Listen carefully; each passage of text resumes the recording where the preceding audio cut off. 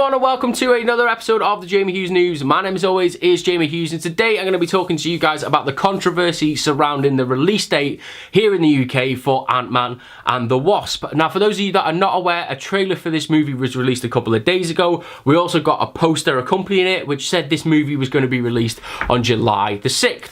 Cool, we all thought. But oh no. Then it was announced that this movie is not going to be released over here in the UK until August the 3rd, nearly a whole month after its initial release over in the US.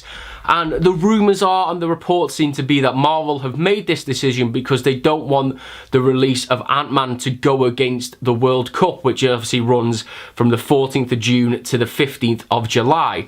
And obviously, you know, it would be released slap bang in the middle of that period. It seems like a very weird one. Now, Marvel haven't given an official reason for this yet. There's been no official statement from Marvel addressing this controversy or this issue at this moment in time, but it has been met with a lot of backlash from fans. And although I see it from a marketing standpoint and a business standpoint why Marvel have done this, you know, Ant-Man didn't have the biggest box office over here in the UK when it was first released, so they don't want to try and damage that any more than it might do.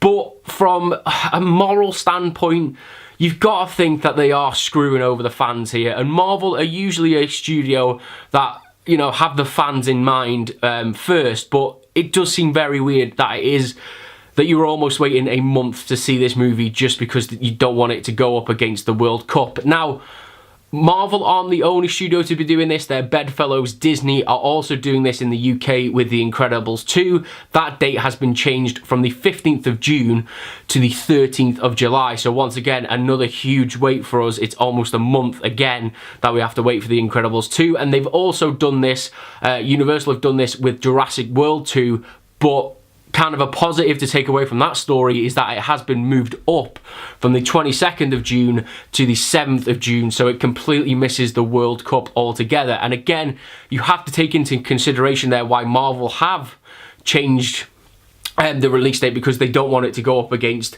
Jurassic World and probably don't want it to go up against The Incredibles 2 as well, so they've had to pick a date where they kind of miss all the other big films that are coming out this summer. And speaking of other films coming out this summer, there are still a lot of big movies being released in this time period. You have Hereditary, The First Purge, Super Troopers 2 comes out over here in the UK, and also Ocean's 8. So it seems like other movie studios aren't bothered by this, and they are still going forward with their, you know, their plans to release their movies when they want to. So again, it ties into that fact, is why are Marvel doing this?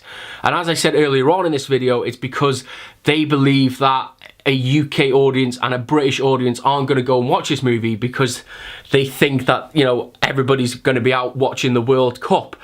But here's my issue with this, is that if you really think about it, only one nation from the UK, one British team is in the World Cup this year, and that's England. And yes, it is the biggest of the countries that make up the UK, so, you know, that's kind of their biggest viewing and that their biggest audience is there.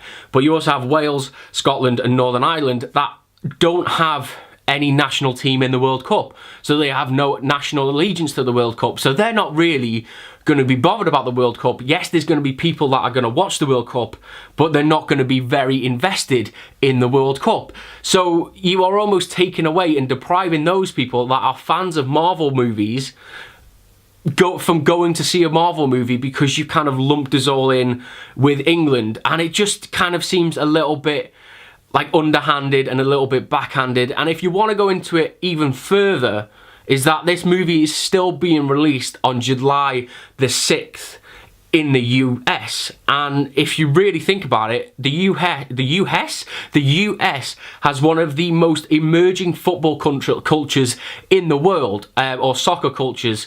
So by proxy, do you know what I mean? I'm not a geographer, but surely that means that the US has a bigger landmass, so the US is going to have more people watching the World Cup and have a bigger national investment in the World Cup than what the UK has, but yet they're more than happy to possibly lose out on the revenue in the US but not in the UK. It all seems very convoluted, and it seems like a little bit of shady tactics from Marvel, and especially when you think about that this is the first movie since Infinity War, and you know, a lot of people are anticipating this movie because they want to see how this movie not only ties in but carries on from the events of Infinity War. It just seems a little bit odd, and it seems like a bit of bad business on Marvel's behalf.